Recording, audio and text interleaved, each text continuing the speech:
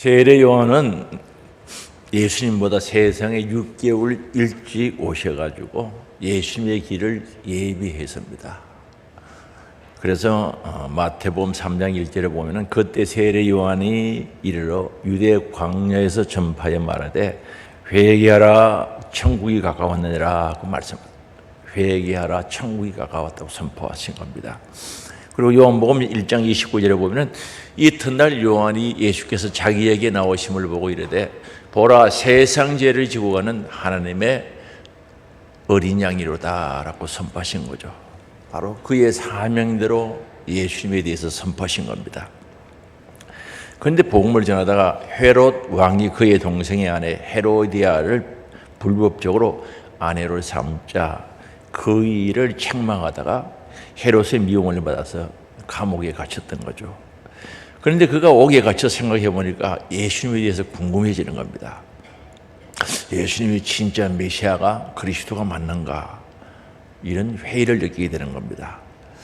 그래서 세례 요한이 옥에서 그리스도께서 하신 일을 듣고 이제 제자들을 보내서 3절이죠.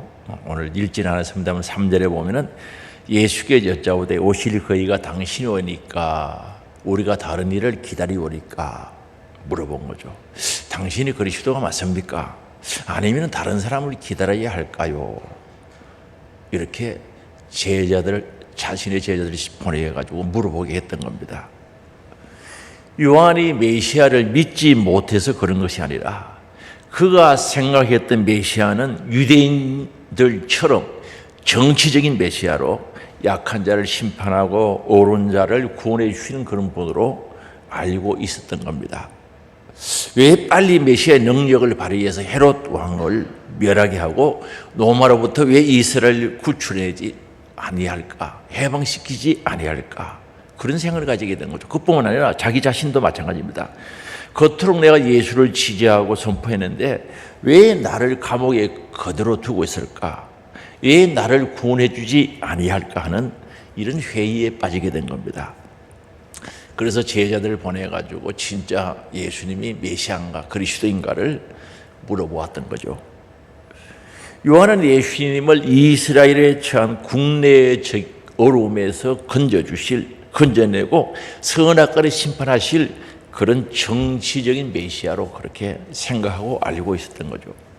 그러나 하나님께서는 예수를 통해서 죄의 종로로 하는 죄 때문에 파멸의 길을 가고 있는 만민을 구원을 하시고자 하신 것이 바로 하나님의 뜻이었던 겁니다. 이처럼 어려운 상황에서 즉시 우리를 구원해 주시지 아니할 때 그리고 우리가 생각했던 것처럼 다른 상황이 발생할 때나 하나님의 섭리에 대한 회의에 빠질 수가 있다는 사실을 보여주는 거죠. 다시 말하면 내 생각대로 내 요구대로 아니 될 때 하나님이 계신가? 하나님이 무엇하고 계시는가? 이런 회의에 빠질 때가 있다는 거죠. 그러나 우리는 여기서 알아야 되는 건 하나님의 뜻과 내 생각에는 차이가 있다는 거죠. 이사야 55장에 보면 정말 하늘만큼이나 차이가 있다고 말씀하고 있습니다. 이걸 우리는 깨달아야 됩니다. 왜냐하면 하나님은 전 우주를 운행하실 뿐 아니라 그 모든 것들을 섭리하시고 인도해 가시는 무한하고 크신 분이지만 우리는 또한 우리의 생각은 한 치 앞을 내다보지 못하는 제한적인 것을 가지고 있는 우리들입니다. 그래서 우리는 하나님의 섭리와 내 생각이 달라도 전능하신 하나님의 뜻을 따르는 믿음이 필요한 줄 압니다. 그래서 이 세례 요한이 다시 말하면 감옥 생활이 길어지고 또한 예수님이 하시는 일을 들어보니까 메시아가 맞는 거 아닌가 회의를 하면서 제자들에게 보낸 거죠. 오실 그이가 당신 맞습니까? 아니 그리스도를 메시아를 기다리면 되겠습니까? 물어본 거죠.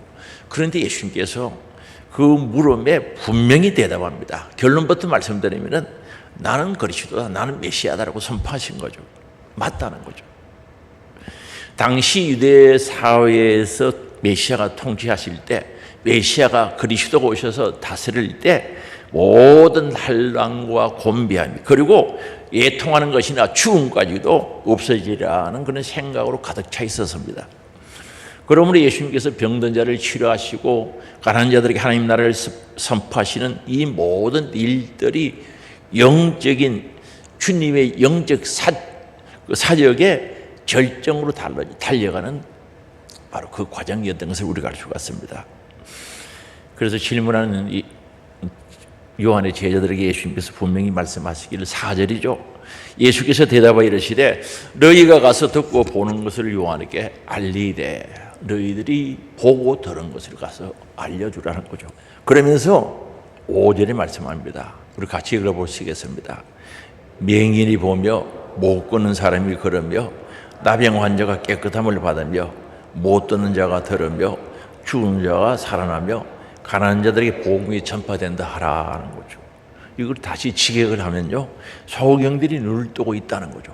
그리고 안전병기가 걷고 있으며 현재 영으로 말씀하거든요. 지금 그런 일들이 일어나고 있다는 거죠. 예수님께서 말씀하시는 현재에도 계속적으로 각종 병자들이 치유를 받고 회복되고 있다는 것을 말씀하고 있습니다. 그래서 예수님께서 행하신 치유 사역은 단순한 기적 이상의 의미가 있다는 거죠. 그 5절에 나타난 치유의 역사는 메시아 시대가 도래했을 때 나타날 표정들이었다는 것을 분명히 말씀하는 거죠. 바로 예수님이 오셔서 하실 일이 이런 일이었고 구약이 예언된 대로 그 일을 하셨고 그것이 증거가 된다는 것을 말씀합니다. 그래서 이 사역은 구약에서 선지자 이사야를 통하여서 분명히 예언된 것이고 바로 예수님께서 이 땅에 오셔가지고 그 예언된 대로 그 사역을 감당하셨다는 사실을 말씀하고 있는 겁니다. 그래서 소경이 보며 이사야 29장 18절이죠. 소경이 본다는 거죠. 물론 이제 육적인 소경도 소경이지만 영적인 소경들이 있지 않습니까? 하나님 나라를 볼 수 없는 자, 하나님을 볼 수 없는 자, 영적인 세계를 볼 수 없는 그들이 보는 역사가 일어난다는 거죠. 그게 메시아가 할 일이란 거죠. 안전병이가 걸으며 성전에 올 수 없었던 안전병이가 일어나 걷는 역사가 바로 영적인 안전병이들이죠. 육적인 것도 포함됩니다만 영적인 안전병이가 일어나서 성전을 향해서 올 수 있다는 거죠. 문둥병자가 깨끗함을 받으며 나병이죠. 정말 우리의 죄와 비슷한 거죠. 이걸 치료받을 수 있다는 거죠. 그리고 기머리가 들은 영적인 기가 멀어서 말씀을 듣지 못한 자들이 들을 수 있다는 거죠. 죽은 사람들이 살아나며 이사야 26장의 말씀인데 죽은 자들이 살아난다는 거죠. 바로 오늘 우리 육이 죽은 자도 살아나고 우리 예수님 부활의 첫 열매가 되셨지만은 또 한편으로는 우리 영이 죽은 자들이 살아나는 역사가 일어날 것을 말씀합니다. 그리고 가난한 자에게 복음 전파될 것이라고 분명히 말씀하고 있는데 심령이 가난한 자를 가리키죠. 심령이 배고픈 자, 마음의 배고픔을 느낀 자, 겸손한 자, 이들에게 복음이 전파되고 정말 그들은 예수 그리스도를 구주로 영접하시는 거죠. 교만한 자, 배부른 자, 세상의 것으로 꽉 차 있는 자는 결코 예수님을 영접할 수가 없는 겁니다. 그리고 이러한 메시아의 치유 사역에 대한 예언과 더불어서 메시아가 오신 후에 하나님의 심판이 있을 것이다 라고 이사야 35장 4절과 이사야 61장 2절에 보면 말씀하고 있거든요.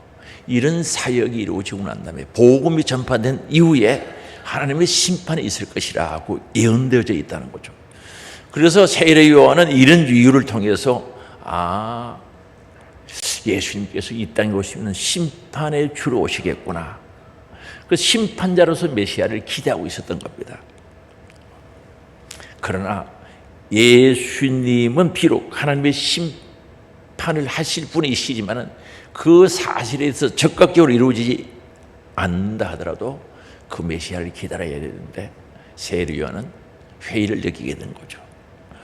그래서 예수님께서 하신 말씀 속에서 각종 병자를 치유하고 복음을 전파를 통해서 하나님 나라가 확장되고 마지막에 분명히 구원의 역사, 다시 말하면 심판이 있을 것을 알려주고 있는 내용이죠. 바로 이 복음이 전파되고 병든 자가 치료받고 회복되고 난 뒤에 바로 하나님의 심판이 있다는 것을 알려주는 겁니다. 바로 이것이 세례 요한에게 주신 답변이었죠. 조급하게 기다리지 말라는 거죠. 차례대로 진행되고 있다는 거죠. 병든 자를 고치고 복음을 전가하고 언젠가는 그 약속대로 하나님의 심판이 있을 것이다. 기다리라고 요한에게 답변을 준 겁니다. 저 예수께서 자신이 구약에 예언된 메시아 자격을 가지고 이런 기적을 베풀고 하나님 나라를 선포하는 것이, 복음을 선포하는 것이 정상적인 진행 과정이다. 그러므로 나는 메시아다라는 것을 가르쳐 준 거죠. 그래서 요한의 제자들에게 너희들이 듣고 보는 것, 보고 듣는 것을 그대로 생각해 보라. 성경과 일치되지 않는가? 구약의 예언과 일치되지 않는가? 생각해 보라. 내가 메시아다. 세례 요한, 너희 상생 세례 요한에게 가서 전해주라고 말씀하고 있는 거죠. 사랑하는 성도 여러분, 오늘 우리는 하나님의 말씀을 바로 알아야 되거든요. 정확하게 알아야 된다는 거죠. 그래서 우리 하나님의 말씀을 바로 알고 바로 깨닫고 바로 믿어야 되는 거죠. 이 말씀에 대해서 바로 알지 못하면 오늘 세례 요한이 회의를 느끼고 예수님께 제자 보내서 물어보듯이 그런 결과를 초래할 수밖에 없다는 거죠. 그래서 우리가 하나님의 말씀을 정확하게 알고 정확하게 믿고 신앙생활하는 것이 굉장히 중요하다는 사실을 가르쳐 주는 겁니다. 그리고 예수님은 이어서 하신 말씀이 나 때문에 시험 들지 않았으면 좋겠다는 거죠. 나 때문에 실족하지 않아야 된다는 것을 분명히 말씀해 주는데 6절이죠. 같이 읽어보시겠습니다. 누구든지 나로 말미암아 실족하지 아니한 자는 복이 있도다 하시니라. 나를 인하여 시험 들지 않은 자는 복이 있다는 거죠. 그래서 실족이라는 것은 걸림돌이 되다. 길 가는 도중에 장애물에 부딪혀서 넘어지는 것을 가리키는 겁니다. 그 장애물에 걸려서 비틀비틀거리는 것을 실족이라고 이야기합니다. 더 깊이 생각하면 어떤 인격체로 하여금 그가 믿고 복종해야 할 자를 불신하기 시작한다는 것을 가리키는 의미이기도 합니다. 다시 말씀드리면 어떤 인격체, 사람이죠. 어떤 인격체 사람들로 하여금 진짜 믿고 복종해야 할 자를 불신하게 되는 거죠. 사람들 때문에, 인격체 때문에.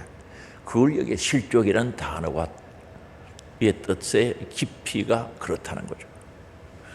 다시 말하면 어떤 장애물 때문에 예수님을 메시아로서의 정체성을 의심하게 되는 것, 불신하게 되는 것을 가리켜서 실족이라고 이야기합니다. 그렇다면 세례 요한이 실족했던 장애물이 뭐였냐는 거죠. 세례 요한이 무엇 때문에 실족했는가? 그 실족했던 그 장애물이 무엇인가 하는 거죠. 그런데 앞에서 말씀드렸습니다만 요한과 당시의 유대인들은 예수님을 메시아로 보는 데 있어서 장애물이 되었다는 거죠. 예수님이 장애물이 된 거죠. 왜요? 메시아를 심판자로 보고 또한 그들에게 메시아관이 달랐다는 거죠. 정치적인 예수 그리스도 메시아를 보면서 메시아는 심판관인 줄 알고 있었다는 거죠. 그래서 그들은 이스라엘 사람들이 세례 요한이 기대했던 게 뭡니까? 당장 눈에 보이는 불의를 척결하고 죄인을 심판하고 고난받는 의인을 고통에서 건져주고 그런 분으로 그들은 생각을 했던 거죠. 그런데 메시아가 오셔서 하는 일을 보니까 병든 자 고쳐주고 복음 전하는데 거치니까 그 예수님이 걸림돌이 된 거죠. 그리고 그 예수님에 대해서 메시아로, 그리스도로, 구원자로 확신하지를 못했던 거죠. 다시 말하면 잘못된 메시아관이죠. 잘못된 메시아에 대한 생각, 지식이 문제였다는 거죠. 그게 그들에게 걸림돌이 되었다는 거죠. 그래서 우리 예수님은 그걸 아시고 나로 말미암아 실족지 않는 자는 복이 있다고 선포하신 거죠. 그래서 오늘 우리가 신앙생활하면서 예수님 때문에 예수님 말씀에 실족지 않는 자는 복이 있다고 선포하고 있는 거죠. 그래서 오늘 우리는 말씀에 실족을 당하면 안 되겠죠. 그런데 예를 들어 봅시다. 주일 성수합시다라고 하면은 정말 주일 지키기 힘든 분들이 계셔요. 그분들이 아이고 나 형편 생각해봐. 아이고 그죠. 내가 교회 감시 오는 것도 억지로 정말 열심히 내오는데 이렇게 생각을 하면 안 되는 거죠. 하나님 아버지, 저요 주일 지키기 쉽지 않습니다. 환경도 어렵고요, 믿음도 부족한데 지킬 수 있는 환경도 주시고 믿음도 주세요. 이렇게 기도하면 은혜가 되는데 자기 형편만 생각하고 그렇게 생각하면 실족당하는 거죠. 그런데 예를 들어서 11조 합시다라고 하면 성경대로 11조하고 성경대로 복을 받아야죠. 분명히 말씀하고 있지 않습니까? 말라기 3장에. 그러면 11조 못하는 분들, 가정 형편이나 뭐 여러 가지 때문에 못하는 분이 있으면 이런 기도가 돼야죠. 말씀 듣고 11조 하자, 성경대로 11조에서 성경대로 복을 받자는 이런 말씀을 듣고는 하나님 아버지 11조 들으시는 믿음을 주시고 환경을 이길 수 있는 믿음도 주시고 순종할 수 있도록 하게 해달라고 그런 기도를 드려야 되지 않겠습니까? 그러지 않으면 실족당하는 거예요. 제가 두 가지를 예를 들었지만은 말씀에 실족당하고 예수님에게 실족당하는 사람들은 그래서 실족당하는 거죠. 자기 생각하고 맞지 않고 자기가 할 수 없는 것을 하라고 그랬다고 실족당하는 거예요. 그래서 우리는 예수님 말씀에 걸려서 넘어지지 않아야 된다는 거죠. 그래서 베드로전서 2장 7절이죠. 이렇게 말씀합니다. 그러므로 믿는 너에게 보배나, 예수가 믿는 우리들에게 보배죠. 정말 예수를 믿고 구원의 확신이 생기고 천국이 보여지고 천국이 소망되면 예수보다 더 큰 보배가 되겠습니까? 값진 진주를 구하는 장사와 같으니 진주를 만났어요. 전 재산을 싹 주고 진주를 구하죠. 그 진주가 보배, 예수 그리스도 아닙니까? 밭을 가다가 쟁기가 걸렸어요. 돌이 걸려 돌을 파보니까 그 안에 보화 단지가 있는 거죠. 싹 덮어두고 전 재산을 문전 옥답 다 팔아서 전 재산 팔아서 그 밭을 샀어요. 그분이 불행하겠어요? 행복하지. 그 보화 예수 그리스도 아닙니까? 그래서 믿는 너에게, 안 믿으면 의미가 없어요. 예수가 믿어지는 너에게는 보배이나 믿지 않은 자들에게는 건축자들이 버린 돌이 되었다는 거죠. 유대인들은요, 전문가, 건축가, 전문가들이었지만은 예수를 못 믿어서 버린 거예요. 그런데 하나님께서 그 버린 돌을 머리통에 돌이 되게 하시고 모퉁이 돌이 집을 지는데 가장 요긴한 돈, 필요한 돈, 하나님의 나라를 세우는데 가장 요긴한 모퉁이 돌, 머리돌이 되셨다는 거죠. 그런데 8절이죠. 또한 부딪히는 돌과 걸려 넘어지게 하는 바위가 되었다 하였느니라. 예수님은 산돌인데 부딪히는 돌이든. 바리새인들 보세요. 서기관들, 특히 성경을 잘한다고 하는 서기관들은 예수님께 얼마나 부딪혔습니까? 그리고 예수님께 걸려 넘어진 사람이 많거든요. 정말 큰 바위처럼 느낄 수밖에 없는 거예요. 그래서 걸려서 넘어졌다는 거죠. 예수님 당시에도 있었고 오늘날도 있을 수가 있는 거죠. 이런 사람들이. 그런데 왜 그들이 걸려서 넘어집니까? 8절 후반부에 보면 이렇게 말합니다. 그들이 말씀을 순종하지 아니함으로 넘어지나니. 그럼 예수님에게 걸려 넘어지고 예수님 말씀에 걸려 넘어진 사람은 순종하지 않았어요. 왜 순종 안 합니까? 안 믿어지니까. 믿어지면 순종하죠. 믿어지지 아니하니까 순종 안 하니까 순종하지 않는 자들이 말씀에 걸려서 넘어지는 거예요. 혹 말씀에 걸려서 넘어진 적이 있습니까? 예수님 때문에 걸려서 넘어진 경험이 있느냐고요. 안 믿어지니까 순종 안 하니까 걸려서 넘어지는 겁니다. 그래서 오늘 우리는 정말 예수님 때문에, 말씀 때문에 실족지 아니하는 믿음의 삶이 되기를 원합니다.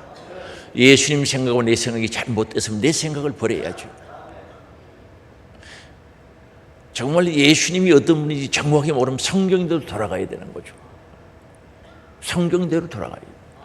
그래서 오늘 우리는 예수님 때문에 실족지 않는 자가 복이 있다는 이 말씀 마음속에 깊이 새겨들어야 되는데, 오늘 6절 하반절에 실족하지 않은 자는 복이 있다는 거죠. 여기 복이 있다는 것은 표현은 예수님을 인하여 실족하지 않는 그 현상보다 그들에게 임하는 복에 더 강조점을 올리는 거죠. 실족하지 않으면 복이 있다는, 이 복을 크게 드러내고 있다는 거죠.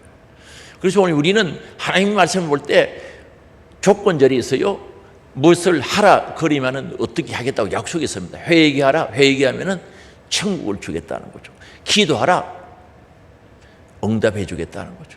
오늘 말씀도 실족하지 말라. 그러면은 복이 있도다. 그럼 우리는 어떤 걸 크게 봐야 됩니까? 오늘 이 말씀의 단어의 뜻은, 문장의 뜻은 복이 있도다. 여기에 초점을 맞추라는 거죠. 실족하지 않으면 복이 있다는 거죠. 여기에 복의 본래의 의미는, 원어의 뜻은 신들이 누리는 행복이라는 뜻이거든요. 너가 실족지 않으면 하나님의 신들이 누리는 행복을 가져갈 수 있다는 거죠. 받을 수 있다는 거죠.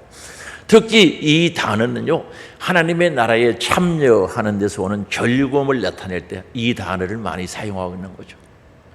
우리가 하나님 나라에 간다든지 하나님 나라에 참여하셨을 때 오는 즐거움, 그걸 나타낼 때 쓰는 단어 많이 사용하고 있다는 거죠. 그래서 잘못된 메시아관으로 인하여 예수님께서 메시아이심을 의심하는 자들이 하나님의 나라에 진정한 복을 누리기 쉽지 않다는 거죠. 누릴 수 없다는 거 아닙니까? 그래서 실족하지 말라는 거죠. 그러면은 하늘의 영광을 누리는 복을 주겠다는 거죠. 오늘 우리가 성경에 대한 바른이, 진리에 대한 바른 지식의 믿음이 전제되지 않으면 예수를 구주로 받아들이는데 걸림돌이 될 수밖에 없는 거죠. 그래서 우리는 진리를 바로 알아야, 진리가 우리를 자유하는데 그 진리를 바로 알아야 된다는 거죠. 한번 보세요. 구약 이스라엘 백성은 선민이었죠. 선택된 민족. 그리고 거룩한 민족이라고 해서 성민이라고 그러죠. 그리고 세례요한도 보세요. 특별한 사명 가지고 이 땅에 오셨습니다. 예수님의 길을 예비하는 선지자였습니다. 그런데도 그들은 잘못된 메시아 관을 가지고 자신들의 생각대로 되지 않았습니다. 자기 생각대로 되기를 원했는데 되지 않았습니다. 그런 생각이 예수님을 메시아로 받아들이는데, 그리스도로 받아들이는데 큰 걸림돌이 되었던 사실을 알 수가 있습니다. 그래서 예수님과 예수님의 말씀에 대해서 참 지식이 없고 오해를 할 때 실족하게 된다는 것을 깨닫게 되죠. 그러므로 오늘날 우리도 예수님에 대한 지식이나 가치관을 하나님의 말씀에 기초한, 영적인 깨달음과 믿음의 근거가 되어야 된다는 거죠. 그래서 오늘 우리 생각들이, 또한 우리의 신앙생활이 말씀으로 통해서 만들어져야 된다는 거죠. 우리 생각이 만들어지고 내가 가는 방향도 말씀에 의해서 움직여져야 걸림돌이 되지 않는 거죠. 그러나 내 생각을 가지고 내 사고 안에서 잘못된 지식을 가지고 그게 맞춰 살면은 예수님 때문에, 말씀 때문에 실족할 수밖에 없다는 것을 분명히 말씀해 주고 있습니다. 사랑하는 성도 여러분, 우리 예수님 때문에 말씀으로 인하여 실족하지 않기를 바랍니다. 그런데 생각보다 꽤 많아요. 실족해요. 예수님 때문에 실족하고 예수님 말씀 때문에 실족하는 거예요. 그렇지 않은 자, 실족하지 않은 자 하늘에 신령한 복 주시죠. 정말 하나님 나라에 누릴 수 있는 영광의 복을 주신다고 약속하고 있는 거죠. 오늘 하나님의 나라에서 누릴 영광, 신들이 누리는 그 행복에 참여하고자 하는 자는 정말 실족당하지 않아야 되겠죠. 오늘 말씀 안에서 승리한 자가 될 수 있기를 주의 이름으로 축복합니다. 그리고 이제 세례 요한의 제자들이 다 떠나갔어요. 떠나가고 난 뒤에 우리 예수님께서 세례 요한에 대해서 확실히 정확하게 알려줄 필요가 있어서 말씀하고 있는 내용이 7절 이하에 기록되어 있죠. 세례 요한이 요단강에서 세례를 베풀 때 많은 사람들이 찾아왔습니다. 가끔 가다 보면 그림도 볼 수 있는데 정말 많은 사람이 줄을 서서 세례를 받고 있지 않습니까? 그런데 우리 예수님께서 말씀하시죠. 세례 요한이 요단강에서 세례를 베풀 때 왜 광야에 갔던냐는 거죠. 왜 광야에 갔던냐? 요단강이 흐르는 곳은 좀 낮은 지역으로 이제 분지라 그래요. 광야라고도 이야기하죠. 그 광야에 왜 갔던냐는 거죠. 그래서 오늘 7절에 보면 흔들리는 갈대를 보러 갔냐는 거죠. 너희가 왜 요단강에 갔느냐, 광야에 갔느냐, 바람에 흔들리는 갈대를 보러 갔냐고 묻고 계시거든요. 그럼 바람에 흔들리는 갈대가 뭡니까? 주관 없고 주관이 없고 그저 바람 부는 대로 흔들리는 그런 모습이죠.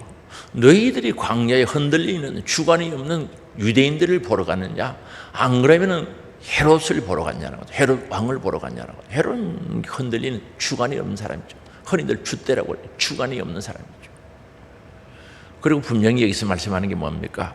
세례 요한이 흔들리는 갈대로 보이느냐? 아니다는 거죠. 세례 요한은 흔들리는 갈대가 아니다는 거죠. 분명히 말씀하는 거죠. 확고한 하나님의 사명을 가지고 복음을 전했던 예수의 길을 예비했던 사람이지 결코 세례 요한은 흔들리는 갈대가 아니었다는 거죠. 그러면서 다시 묻지요. 부드러운 옷을 입은 사람이냐, 부드러운 옷을 입은 사람이냐 물어보는 거죠. 그런 사람들은요 왕궁에 있다는 거죠. 왕궁에. 그런 사람들은 왕궁에 있는데라 하는 거죠. 부드러운 천으로 만들어진 화려한 옷을 입는 사치스러운 자들, 그들은 왕궁에 살고 있었던 그들이죠. 그 사람들을 표현하고 있는 거죠. 여기 부드러운 옷은 굉장히 비싼 옷이죠. 누가복음 16장에도 보면은 그 부자가 부드러운 옷을 입고 날마다 연락을 잔치를 벌이겠다고 하지 않습니까? 그 부드러운 옷은요 무게의 금보다 배나 나가는 겁니다. 금 1kg이 많은 것 같으면 그 부드러운 옷 1kg에 2만 원 나가는 거죠. 배나 나가는 옷이죠. 꽤 비싼 거죠. 예수님께서 이 질문을 통해서 광야에 살던 세례 요한과 왕궁에 살던 헤롯 왕족들을 강하게 대조시키거든요. 광야에 살았던 세례 요한, 왕궁에서 화려하게 좋은 옷을 입고 살았던 헤롯과의 대조죠. 당시에 헤롯은 광야 끝에 있는 여리고 왕궁에서 부드럽고 화려한 옷을 입고 사치스럽게 살았습니다. 그러나 세례 요한은 구약의 선지자 엘리야처럼 거친 낙타의 가죽으로 만든 옷, 트롯이죠, 입고 가죽띠를 띠고 메뚜기와 석청을 먹으면서 광야에 살았던 거죠. 예수님이 왜 이 둘을 비교하고 있겠습니까? 예수께서 이런 선명한 대조를 통해서 세례 요한은 구약의 엘리야와 같이 하나님의 말씀을 대언하는 선지자라는 거죠. 말라기에 예언된 그 엘리야가 바로 세례 요한이라는 거죠. 구약에 예언된 선지자가 바로 세례 요한이라는 것을 예수님은 분명히 그들에게 심어주고 있다는 거죠. 너희들이 광야에 왜 갔더냐? 선지자로 보러 갔더냐? 그 질문이죠. 그래서 9절에 그러면 너희가 어찌하여 나갔더냐? 선지자 보기 이함이더냐? 옳다. 내가 너희에게 이르노니 선지자보다 더 나은 자니라 하는 거죠. 구약 시대 때 그 어느 선지자보다도 더 나은 선지자, 더 큰 선지자, 위대한 선지자가 바로 세례 요한이라고 선포하고 있는 거죠. 그럼 구약의 그 어떤 엘리야, 엘사 선지자보다 큰 선지자, 이사야 선지자보다 왜 크다고 이야기하는가? 구약의 모든 선지자들은 오실 예수님을 바라보고 산 거죠. 멀리서 바라보고 살았습니다. 그러나 세례 요한은 이 땅에 오셔가지고 예수님을 직접 목격하고 보고 예수님의 길을 예비했던, 보라 세상 죄를 지고 가는 하나님의 어린 양이라고 선포하시면서 예수님의 길을 예비했던 선지자였기 때문에 구약의 그 어떤 선지자보다 바로 세례 요한이 크다라고 이야기합니다. 더 낫다라고 이야기하고 있는 거죠. 그래서 오늘 우리는 예수님을 본다, 예수님의 길을 예비한다는 것은 엄청난 사건이죠. 진짜 큰 사건이죠. 그러면서 바로 구약에 예언된 선지자, 말라기에 기록된 선지자, 엘리야와 같은 선지자, 그분의 사명이 기록되어 있거든요.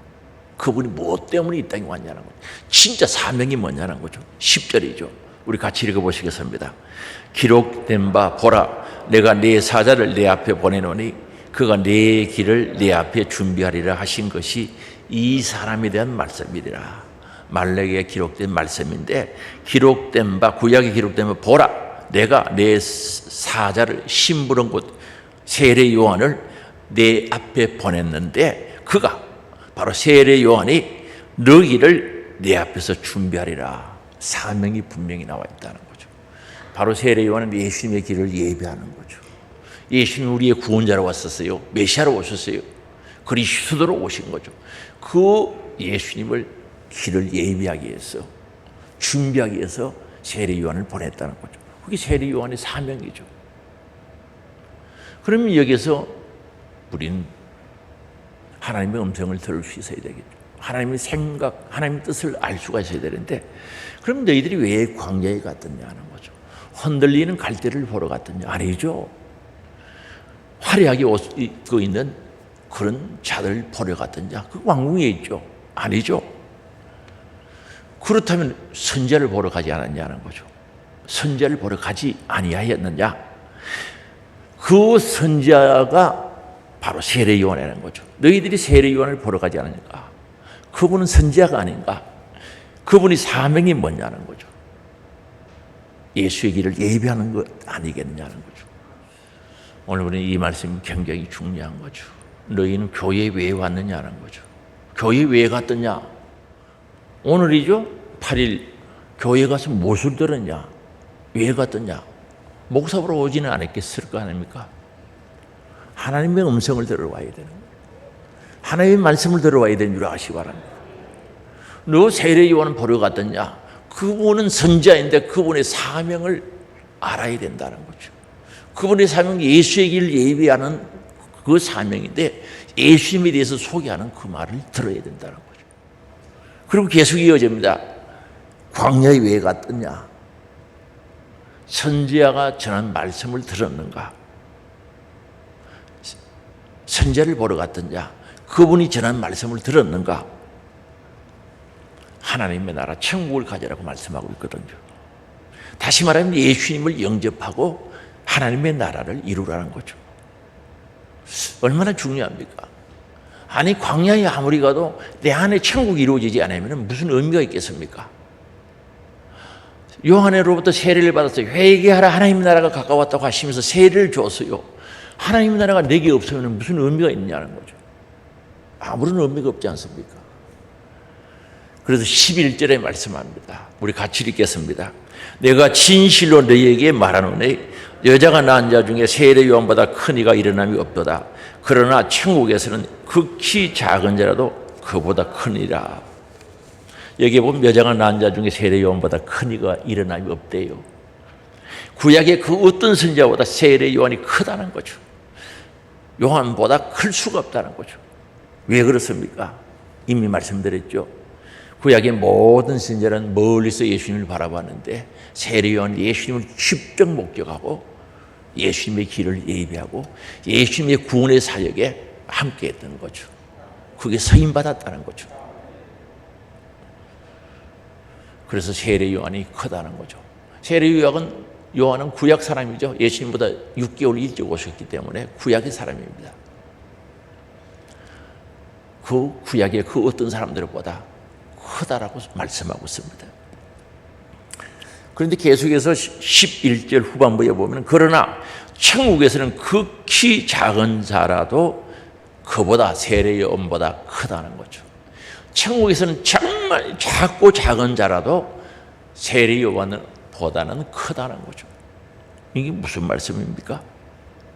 세례 요한은 예수님을 목적하고 예수의 길을 예비하고 준비했지만은 천국 예수 그리스도를 나의 왕으로 나의 주인으로 내 안에 모시고 심령 천국 이루어진 자, 회개하라 하나님 나라가 가까웠다. 회개해서 예수를 모신 자, 왕으로 모시고 그분의 통치를 받는 내 안에 하나님 나라가 이루어진 자는 세례 요한보다 훨씬 크다는 거죠. 아무리 하나님 나라 천국에서 작다 할지라도 세례 요한보다는 크다는 거죠. 왜 그렇습니까? 예수님을 내 안에 모셨거든요. 눈으로 바라보고 목적한 것도 큰데 신약의 성도는 예수님을 내 안에 모시고 살잖아요. 왕으로 모시고 살잖아요. 주인으로 모시고 구세주로 모시고 살거든요. 그러니 천국에서 아무리 작은 자라 할지라도 세례 요한보다 훨씬 크다는 거죠. 그래서 오늘 우리가 예수님을 내 안에 영접한다는 게 굉장히 중요하죠. 오늘 11절 말씀이 무슨 뜻입니까? 예수 영접해서 하나님 나라, 예수 왕으로 모셔서 천국을 만들어라는 거죠. 그래서 우리는 예수를 영접해야죠. 종으로 영접하는 것이 아니라 왕으로, 임금으로, 메시아로, 구세주로 영접해야 된다는 거죠. 여기 예수가 있어야죠. 제가 자주 물어보죠. 예수가 계시냐고. 예수님 없으면 무슨 의미가 있어요? 내 안에 예수님의 통치함이 없다면 무슨 의미가 있냐는 거죠. 그렇다고 교회 오지 말라는 말 아닙니다. 앞으로 그렇게 하자는 말입니다. 아이고 나는 예수님 없는데 오늘 졸업해야 되겠다. 아니 그건 잘못된 생각이고 예수님 오시면 되는 거예요. 주님 그 일 때문에 오셨다는 거죠. 그래서 요한복음 1장 12절에 영접하는 자 곧 그 이름을 믿는 자들에게는 하나님의 자녀가 되는 권세를 주셨다는 거죠. 영접하라는 거죠. 우리 주님은요 영접할 때 오시는 거죠. 환영할 때 오신다는 거죠.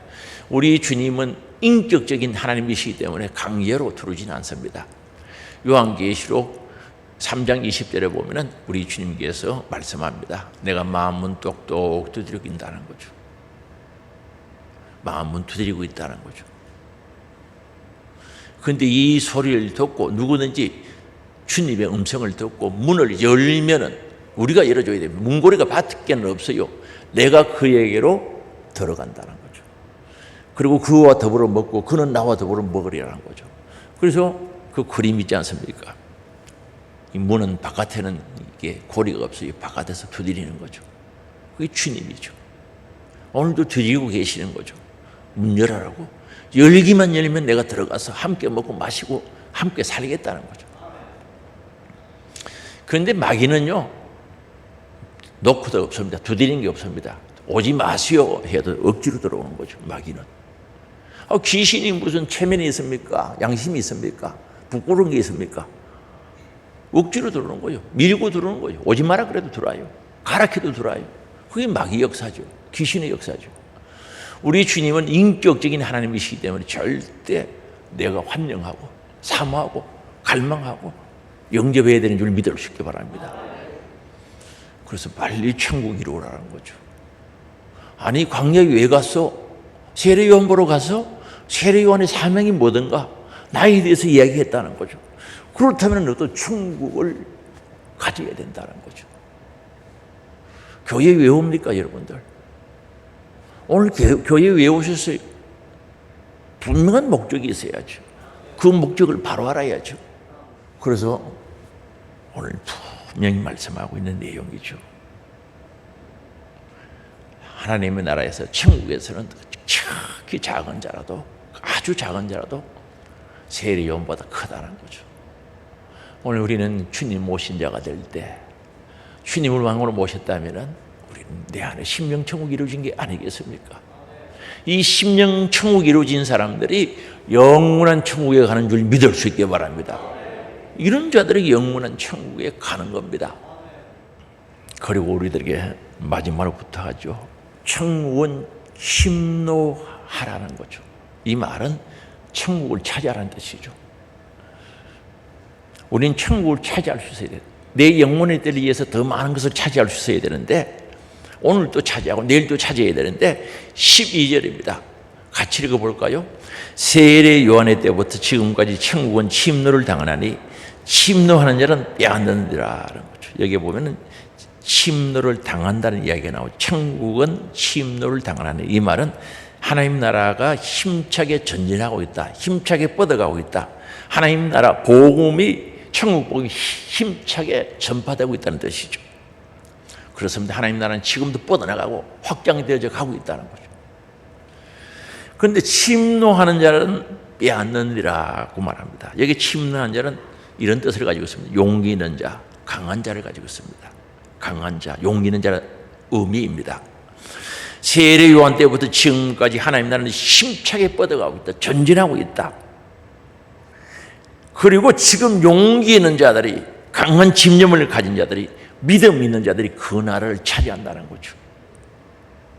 그러므로 소심하거나 쉽게 낙심하거나 좌절하거나 삐치긴 하는 자는 그 나라를 얻을 수가 없다는 거죠. 분명히 말씀합니다. 오늘 우리는 하나님 나라를 가졌어요. 내 영혼의 때 그 하나님의 나라의 귀한 것들을 더 가지기 위해서 침노, 빼앗아야 된다는 이 단어가 차지해야 된다는 거죠. 아니 내 안에 예수 그리스도를 왕으로 모시고 살면은 하나님 나라의 그 영광을 가지고 싶은 생각이 없을까요? 있겠죠. 천국이 믿어지면 내 영혼의 때를 생각하게 돼 있다는 거죠. 그래서 침나여 막 사모하고 기도하고 매달리고 인내하고 열정적인 마음을 가지고 그 하나님 나라는 지금 주고 있다는 뜻도 똑같습니다. 우리에게 주려고 하고 있다, 뻗어나가고 있다, 가지려고 몸부림쳐라는 거죠. 왜 오늘날 교회 안에 구경꾼이 많겠어요? 다 가져, 나는 안 하겠다는 거죠. 뭐 좀 이상하지 않습니까? 길을 가다가 산행을 하다가 금덩어리가 늘려 있어요. 그 주워야 돼요, 버려야 돼요. 그 뭐 어디 필요합니까? 산에 등산하다 보니까 금덩어리가 쭉 길에 떨어져 있어요. 뭐 자연적으로 떨어져 있어요. 그 구경만 하고 와야 돼요, 주워야 돼요. 왜 주웁니까? 안 주워야지. 주워야 됩니까? 한번 보세요. 하나님 나라는 지금도 뻗어가고 차지하려고 한 자에게 주시려고 주님이 그토록 애쓰는데 모르니까 별 관심 없는 거예요. 오늘 교회 안에 구경꾼이 많은 것은 왜 그런가? 그 하나님의 나라를 안 가졌거나 내 안에 천국이 안 이루어졌거나 천국이 이루어져도 내 영혼에 대해 그 영원한 천국의 가치 그걸 몰라가지고 별 관심이 없는 거죠. 여러분 돈 모르는 자들에게 어린아이들에게 돈 5만짜리 줘봐요. 관심 없는 거지. 얼마 전에도 며칠 전에도 우리 그 막내죠. 우리 예은이 몇 살인지 모르겠다만 돈을 뭐 잘했다고 이제 예배 잘 들어가고 설교문을 적어오면 돈을 주는 거죠. 제가 이 설교 목사님이 설교한 내용을 적어서 오면은 돈을 딱 줘요. 그래서 그날은 특별 보너스로 10,000원을 줬거든요. 그러니까 이게 버거운 거요. 그러니까 이거 말고 1,000원짜리 2개만 달라는 거예요. 아니 이거 너 가져. 거의 부담이 되는 거예요. 그러니까 저거만 여태 갖다 주는 거예요. 그리고 와서는 자기가 만만하게 사용할 수 있는 건 1,000원짜리 2장만 달라는 거죠. 우습죠?